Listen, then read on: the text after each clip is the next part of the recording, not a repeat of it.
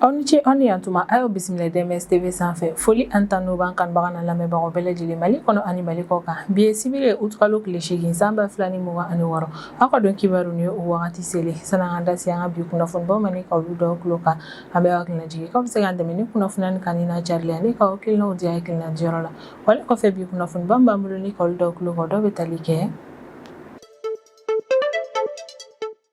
San ani wagati mi yɛrɛ kɔni an ka Mali fintigilakaw olu cɛsirilen bɛ opération kɛ la jamana in fantan naani bɛɛ lajɛlen na walasa mi yɛrɛ kɔni malidenw n'u bololafɛ olu ka lakana ka se ka sabati o hukumu de la min ka Mali fintigilakaw olu kɔni bɛ wuli san ani wagati ne ka banbaci wale maaw ɲini ale ni k'u silatu ne ka bɔ an ka Mali jamana kɔnɔna wale bɛɛ lajɛlen kɛ kun de walasa mi yɛrɛ kɔni malidenw n'u bololafɛ olu ka lakana sabati banbaci wale maaw yɛrɛ kɔni ka ko kɔlɔlɔ ma o ko hukumu yɛrɛ de kɔni na alamisa tɛmɛnen utkalo tile 6 san 2026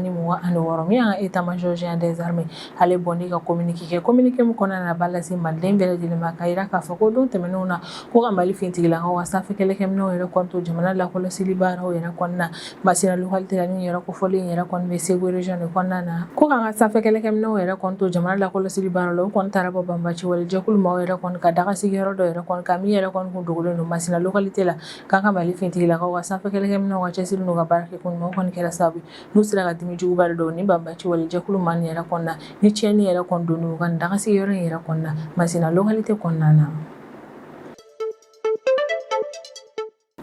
mi yɛrɛ kɔni ka lakana tigilamɔgɔ an bɛ wagati min na i n'a fɔ ko bi olu fana b'u seko n'u damayira yɛrɛ kɔni kɛ malidenw n'u bololafɛnw ka lakana sabatili la maajuguw ka ko kɔlɔlɔ yɛrɛ kɔni ma o ko hukumu de la sanga ani wagati mi yɛrɛ kɔni an ka lakana tigilamɔgɔ olu fana bɛ wuli ni ka opération kɛ walasa suyɛnnikɛlaw ale ni walijugukɛlaw ka fɛɛrɛ latigɛ ni ka boloda ninnu ka teliya yɛrɛ kɔni na ka sanga ni o wale yɛrɛ kɔni ye ko k'a daminɛ utkalo tile 3 tɛmɛnen na ni ka taa bila utkalo tile 6 tɛmɛnen na san 2026 ko min yɛrɛ kɔni yirimajɔ commissariat de police maaw ye ni o ɲɛmɔgɔya yɛrɛ kɔni bɛ commissaire principal Modibo Kajara yɛrɛ de kɔni bolo ko nin don kofɔlen yɛrɛ kɔni ɲɔgɔn cɛ la ale ka cɛdenw yɛrɛ kɔni opération ba dɔw yɛrɛ kɔni kɛ an ka Bamakɔ kɔnɔna na opération minnu yɛrɛ kɔni kun cɛla ni bolo dali maa 8 yɛrɛ kɔni kan a kɔni yɛrɛ la k'a fɔ ko bolodara ni maa 8 minnu yɛrɛ kɔni kan k'u minɛna ka d'a kan a yɛrɛ la k'a fɔ k'u sen donnen don réseau la réseau min ka baara yɛrɛ kɔni bɛnnen don moto suɲɛ moto bayɛlɛmali u bɛ mɔgɔ wɛrɛw dɛmɛ suɲɛni na ale ni min yɛrɛ kɔni ye fura kuntanw fo ka taa se ɲɛnaminimafɛnw yɛrɛ kɔni ma ko min yɛrɛ kɔni ye ni maa 8 yɛrɛ kɔni u minɛna ka d'a kan u kɔni bɛ réseau dɔ kɔnɔna na min ka baara bɛnnen don ni ko in yɛrɛ de kɔni ma an ka Mali jamana kɔnɔna na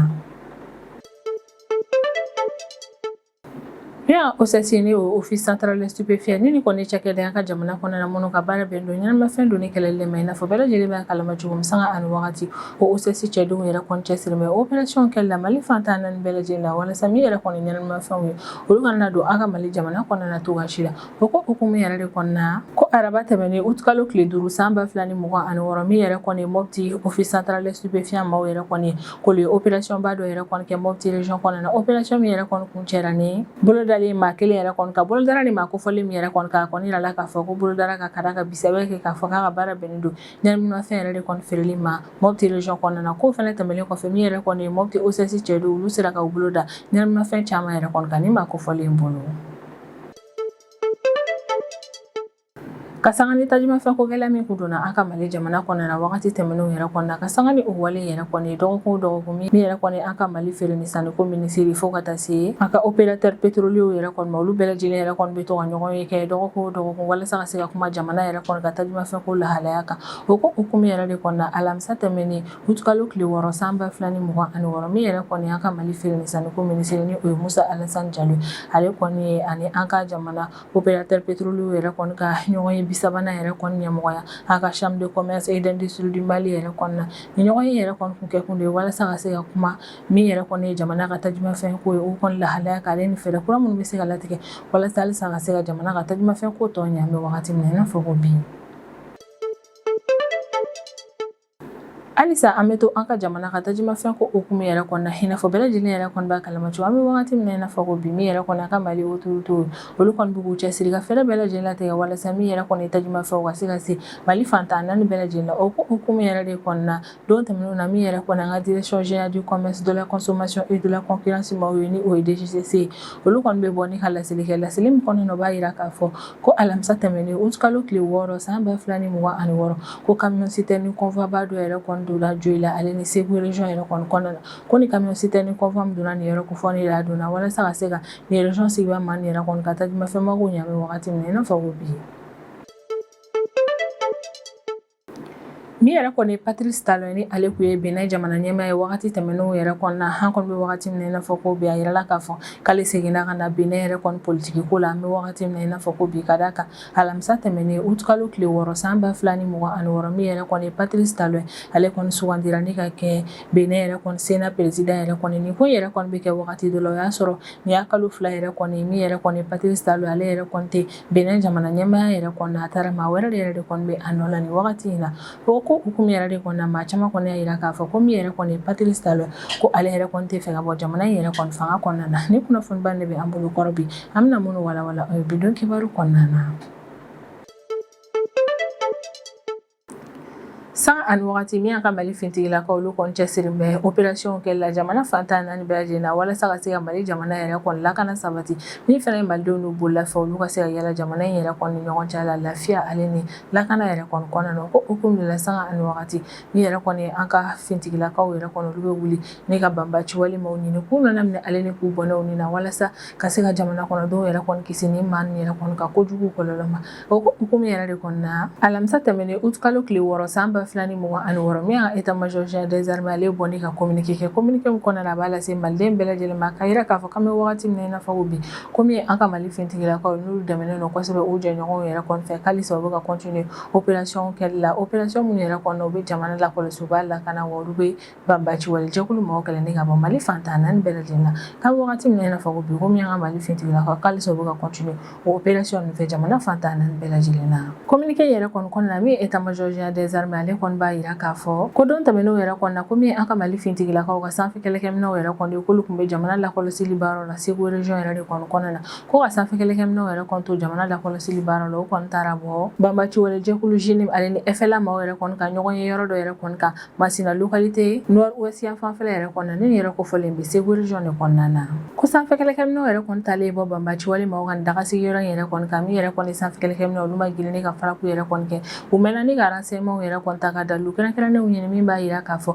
ko banbaci walijɛkulu maaw yɛrɛ kɔni de ka yɔrɔ yɛrɛ kɔni ni yɔrɔ kofɔlen ye renseignements yɛrɛ kɔni jaabiw y'a yira k'a fɔ ko yɔrɔ kofɔlen yɛrɛ kɔni na banbaci walimaw bɛ to ka taa u dogo yen nɔ ko min yɛrɛ kɔni fɛnɛ ye kɛlɛkɛminɛw yɛrɛ kɔni ko caman fɛnɛ dogolen bɛ yɔrɔ kofɔlen yɛrɛ kɔni na min yɛrɛ kɔni sanfɛ kɛlɛkɛminɛw olu ye sɛgɛsɛgɛli baara minnu kɛ o de ye nin jaabi in yɛrɛ kɔni yira u la walasa ka se ka fɛɛrɛ latigɛ ka camanba yɛrɛ kɔni bɔ banbaci walimaw yɛrɛ kɔni ka capacité opérationnelle ale ni ka fɛɛrɛ latigɛ ka caman si latunu ka bɔ nin maa nin yɛrɛ kɔni na min yɛrɛ kɔni ye sanfɛ kɛlɛkɛminɛw olu fɛnɛ opération yɛrɛ kɔni daminɛ ni ka ɲɛsin nin site kofɔlen yɛrɛ kɔni ma opération in kɔnɔna na min yɛrɛ kɔni sanfɛ kɛlɛkɛminɛw olu ye farapu jugumanbaw kɛ ni ka ɲɛsin banbaci walimaw kan dagasigiyɔrɔ in yɛrɛ kɔni ma n'a yirala k'a fɔ ko dagasigiyɔrɔ in na ko banbaci walimaa dɔw tun bɛ wa min yɛrɛ kɔni fɛnɛ u ka kɛlɛkɛminɛ ko caman kun dogolen kun bɛ yen nɔ état-major général des armées ka kɔrɔfɔ yɛrɛ kɔni na k'an ka Mali fintigilakaw ka sanfɛ kɛlɛkɛminɛw ye nin farapu min kɛ k'a kɛra farapu ɲumanba yɛrɛ kɔni ko nka an bɛ wagati min na i n'a fɔ ko bi ko min yɛrɛ kɔni an ka Mali fintigilakaw k'u bɛ opération de surveillance ale ni opération de ratissage yɛrɛ kɔni na walasa bilan kɛrɛnkɛrɛnnen min bɔra nin opération in na ani a ye tiɲɛni min yɛrɛ kɔni don banbaci walijɛkulu maaw kunna ka se k'o bɛɛ lajɛlen dɔn ne ka sɔrɔ k'u da malidenw yɛrɛ kɔni tulo kan ko opération de surveillance ni opération de ratissage nin yɛrɛ kɔni kɔnɔna na min an ka Mali fintigilakaw olu bɛna na yɔrɔ in yɛrɛ kɔni lakɔlɔsi kosɛbɛ walasa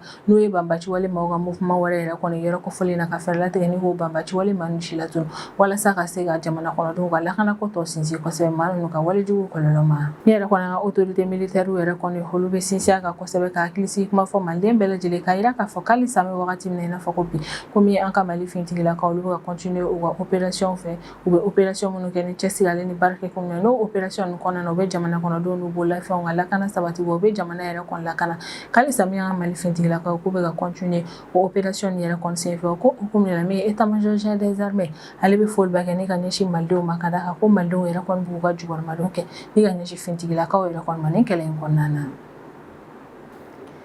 min ka lakana tigilamɔgɔw yɛrɛ kɔni an fɛnɛ bɛ wagati min na i n'a fɔ ko bi olu fɛnɛ bɛ k'u seko n'u damayira yɛrɛ kɔni kɛ jamana kɔnɔdenw yɛrɛ kɔni n'u bololafɛnw ka lakana sabatili la o ko hukumu de la min yɛrɛ kɔni an ka lakana tigilamɔgɔw ye kuma bɛɛ olu kɔni bɛ wuli ni ka opération kɛ walasa suyɛnnikɛlaw ale ni maajugu olu ka degun yɛrɛ kɔni kana na se jamana kɔnɔdenw yɛrɛ kɔni ma ka sanga ni o wale in yɛrɛ kɔni ye a yirala k'a fɔ ko don tɛmɛnenw yɛrɛ kɔni na ko min yɛrɛ kɔni yirimajɔ commissariat de police maaw yɛrɛ kɔni k'olu ye laseli yɛrɛ kɔni kɛ k'u ye opération dɔw yɛrɛ kɔni kɛ opération min yɛrɛ kɔni na u y'u bolo da maa 8 de kan kan k'u bolo da ni machine minnu yɛrɛ kɔni ka u bɛ ka bisi ka machine na k'a fɔ k'u yɛrɛ kɔni bɛ réseau dɔ kɔnɔna réseau maa minnu ka baara bɛnnen don moto suyɛni wɛrɛw moto suyɛniw bayɛlɛmali u bɛ maaw dɛmɛ suyɛni yɛrɛ kɔnɔna ko wa ni réseau in yɛrɛ kɔni kɔnɔna na u kɔni bɛ fura kuntaw ale ni ɲɛnaminimafɛnw yɛrɛ kɔni fɛnɛ feere an bɛ wagati min na i n'a fɔ ko bi Yirimajɔ commissariat de police maaw ni o kɔni ɲɛmɔgɔya yɛrɛ kɔni bɛ commissaire de police Modibo Kajara yɛrɛ de kɔni bolo ale kɔni ka cɛdenw kɔni y'a yira k'a fɔ k'u ye ni opération in yɛrɛ kɔni kɛ utukalo tile 3 ka taa utukalo tile 6 yɛrɛ de kɔni kɔnɔna na ko wa opération in yɛrɛ kɔni senfɛ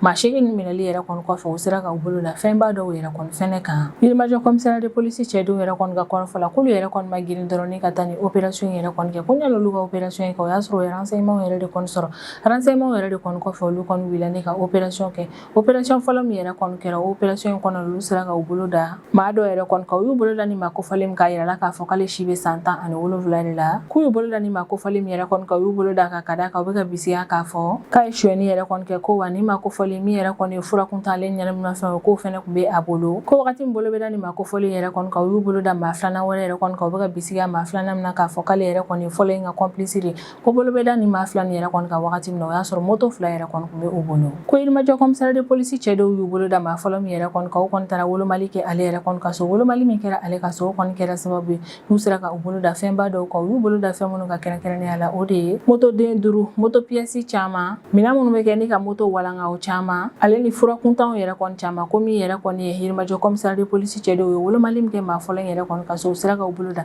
ni fɛnba nin yɛrɛ de kɔni kan ko bolo dali ni maa fila nin yɛrɛ kɔni ka kɔfɛ min yɛrɛ kɔni ye Yirimajɔ commissariat de police cɛ dɔw olu ma ko in yɛrɛ kɔni ka ɲi ta halisa u continue la sɛgɛsɛgɛli baaraw fɛ o sɛgɛsɛgɛli baara nin yɛrɛ de kɔni kɔnɔna na u sera ka u bolo da maa 5 wɛrɛ yɛrɛ kɔni ka bolo dara ni maa 5 minnu yɛrɛ kɔni ka bisi a bɛ kɛ k'a fɔ k'olu yɛrɛ kɔni kun ye suyɛnikɛla fila nin yɛrɛ kɔni ka complicew de ye ko bolo dali maa 5 nin yɛrɛ kɔni fɛnɛ kan kɔfɛ yɛrɛ kɔni alamisa tɛmɛnen utukalo tile 6 san 2026 min yɛrɛ kɔni Yirimajɔ commissariat de police ma u y'u bolo da suspect 8 na yɛrɛ kɔni kan ko bolo bɛ da maa 8 yɛrɛ kɔni ka wagati min yɛrɛ kɔni na o kɔni y'a sɔrɔ moto dɔ bɛ a bolo a kun yiralen don k'a fɔ ko moto min yɛrɛ kɔni kun suyɛnna wagati tɛmɛnenw na ko Yirimajɔ commissariat de police cɛdenw yɛrɛ kɔni ni opération minnu yɛrɛ kɔni kɛ bakurubaya la opération in bɛɛ lajɛlen yɛrɛ kɔni kɔnɔna u sera ka u bolo da moto 8 yɛrɛ kɔni kan ko bolo dara moto 8 minnu yɛrɛ kɔni kan moto 3 yɛrɛ kɔni bɛ olu la olu yɛrɛ kɔni seginna u tigilamɔgɔ ma mɛ wagati min na i n'a fɔ ko bi ka d'a k'a yira la k'a fɔ ko moto 8 nin yɛrɛ kɔni kun ye moto suyɛnenw de ye ko bolo dara maa 8 minnu ka ni opération in yɛrɛ kɔni hukumu kɔnɔna na ko maa 8 nin bɛɛ lajɛlen bila la an ka kiiri tigilamɔgɔ yɛrɛ kɔni ka bolo kan walasa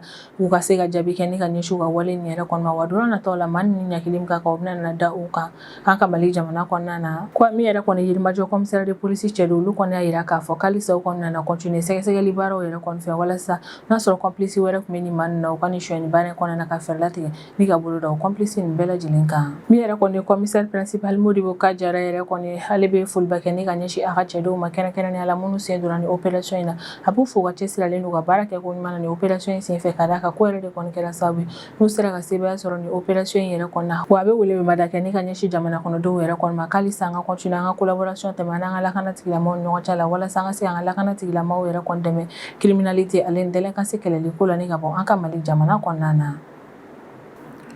ni OCC ni office central de stupéfiant ni kɔni cakɛda an ka Mali jamana kɔnɔna minnu ka baara bɛnnen don ɲɛnamafɛn donni kɛlɛli ma i n'a fɔ bɛɛ lajɛlen b'a kalama cogo min sanga ani wagati o OCC cɛ dɔw cɛsirilen bɛ opération kɛlɛ la walasa min ye ɲɛnamafɛn o kana don an ka Mali jamana kɔnɔna cogoya si la o ko hukumu yɛrɛ de kɔnɔna araba tɛmɛnen utukalo tile 5 san 2026 min yɛrɛ kɔni Mopti OCC cɛ dɔw yɛrɛ kɔni k'olu opération dɔ yɛrɛ kɔni kɛ Mopti région yɛrɛ kɔni kɔnɔna opération min kun cɛra ni bolodali cɛ dɔ yɛrɛ kɔni ka Sevare localité la kɔni yɛrɛ k'a fɔ ko bolodali ni cɛ kofɔlen min ka Sevare localité la ko ale kɔni si bɛ san 19 de la ko a wagati min OCC cɛ dɔw b'u bolo da ale yɛrɛ kɔni kan u ye a minɛ wagati min na u kɔni taara bɔ fura kuntan caman yɛrɛ kɔni kan minnu yɛrɛ kɔni interdilen don wagati min na i n'a fɔ ko bi ni opération min yɛrɛ kɔni kɛra Mopti OCC cɛdenw yɛrɛ kɔni fɛ a kɔni yɛrɛ la k'a fɔ ko opération yɛrɛ kɔni kɛra lieutenant Bala Jara yɛrɛ de kɔni ka ɲɛmɔgɔya kɔnɔna na ko wa ɲani Mopti OCC cɛdenw ka taa ni opération kɛ o y'a sɔrɔ u ye renseignement kɛrɛnkɛrɛnnen dɔ de sɔrɔ o ye renseignement min yɛrɛ kɔni labaara cogo ɲuman na k'u kɛlen ni ka nin renseignement ɲuman yɛrɛ kɔni sɔrɔ min yɛrɛ kɔni Mopti OCC cɛ dɔw sɔrɔla ka nin opération yɛrɛ kɔni labɛn opération min kun cɛra ni bolodali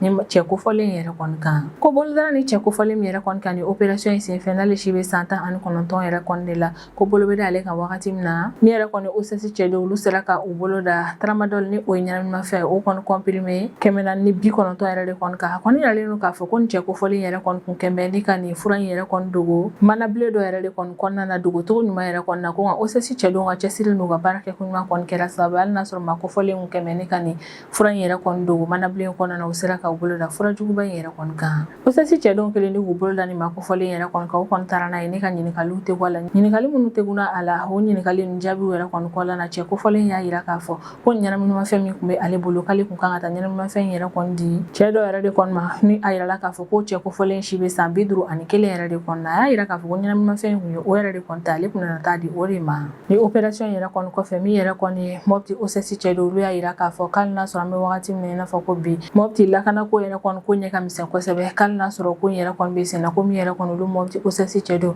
k'olu b'u cɛsiri ka fɛɛrɛ bɛɛ lajɛlen latigɛ ka ɲɛnaminimafɛnw donni kɛlɛni ka bɔ nin région in kɔnɔna na u y'a yira k'a fɔ k'olu bɛ nin opération minnu yɛrɛ kɔni kɛ nin yɔrɔ kofɔlen na opération nin yɛrɛ kɔni kɛ kun de ye walasa ka se ka jamana kɔnɔdenw yɛrɛ kɔni ka kɛnɛyako yɛrɛ kɔni kisi nin ɲɛnaminimafɛn ale nin fura kuntan nin yɛrɛ kɔni kɔlɔlɔw ma ka da kan i n'a fɔ bɛɛ lajɛlen b'a kalama cogo min nin fɛn nin yɛrɛ kɔni kɔlɔlɔ ka bon kosɛbɛ an ka kɛnɛyako yɛrɛ kɔni kan komi yɛrɛ kɔni Mopti OSS cɛ dɔw y'u bolo da nin maa kofɔlen min yɛrɛ kɔni kan nin opération in kɔnɔna na k'an bɛ wagati min na i n'a fɔ ko bi maa kofɔlen b'an ka kiiritigilamaw yɛrɛ kɔni ka bolo de kan walasa don n'a nataw yɛrɛ kɔni na maa kofɔlen ni min ka kan u ka se ka d'a kan a ka jaabi kɛ ni ka ɲɛsin a ka walejugu in yɛrɛ kɔni ma jamana in kɔnɔna na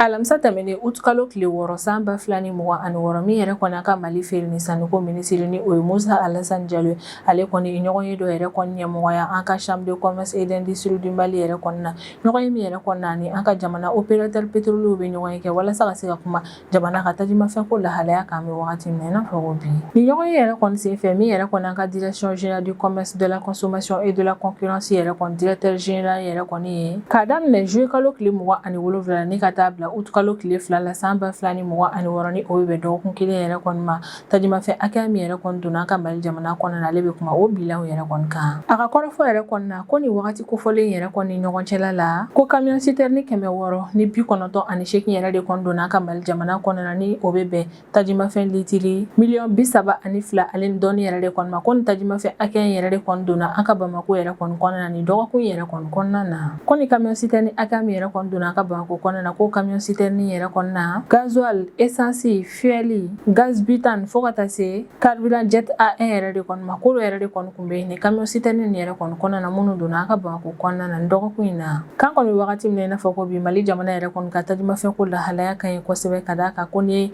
station service yɛrɛ kɔni ta k'a lajɛ ko tajimafɛnw yɛrɛ kɔni bɛ yɔrɔ bɛɛ lajɛlen na ko wale yɛrɛ kɔni bɛ ka kɛ sababu ye ni camion citerne caman yɛrɛ kɔni bɛ yen nɔ olu jɔn bɛ an bɛ wagati min na i n'a fɔ ko bi ka d'a kan olu falen don tajimafɛn yɛrɛ kɔni na fɔlɔ ko région yɛrɛ kɔni kɔnɔna na camion citerne 9 n'o yɛrɛ kɔni kun falen kun don essence yɛrɛ kɔnɔna na olu bilala ne ka taa Joyila ale ni Segu région yɛrɛ kɔni kɔnɔna na ko ni camion citerne 9 in yɛrɛ kɔnɔna na 7 o kɔni taara Segu région kɔnɔna na a tɔ 2 o kɔni taara Joyila région yɛrɛ de kɔni kɔnɔna na walasa ka se ka nin région sigibaa ma ka tajimafɛn mago ɲɛ wagati min na i n'a fɔ ko bi maa minnu sen donna ni ɲɔgɔn ye yɛrɛ kɔnɔna na an bɛ wagati min na i n'a fɔ ko bi olu ka kumaw yɛrɛ kɔni kɔnɔna na o da taara se tajimafɛn marayɔrɔ ko ale ni mesure minnu yɛrɛ kɔni bɛ se ka ta walasa ka se ka fɛɛrɛ latigɛ min yɛrɛ kɔni ye tajimafɛn ale ka sɔrɔ jamana kɔnɔna na sanga ani wagati u kɔni ka kumaw kɔnɔna na o da taara se ni fɛnba ninnu fɛnɛ ma min yɛrɛ kɔni feere ni sanuko minisiri ni o ye Musa Alassane Diallo kuma in yɛrɛ kɔni kɔnɔna na hali bɛ foliba kɛ ni ka ɲɛsin malidenw yɛrɛ kɔni ma ka d'a kan ko ka sanga ni tajimafɛn ko gɛlɛya min donna Mali jamana kɔnɔna na ko min yɛrɛ kɔni malidenw ye u kɔni muɲuna wa y'u ka jamana kɔnɔden ɲuman yɛrɛ kɔni b'a la ko yɛrɛ de kɔni a bɛ foliba kɛ ni ka ɲɛsin u ma wa ka kumaw kɔnɔna na a bɛ sinsin a ka ko kura ye ni ka layidu ta maliden bɛɛ lajɛlen k'a yira k'a fɔ ko min ye Mali gouvernement ma halisa u cɛsirilen bɛ ka fɛɛrɛ bɛɛ lajɛlen latigɛ walasa min ye tajimafɛn u ka se ka sɔrɔ Mali fantan naani bɛɛ lajɛlen na sanga ani wagati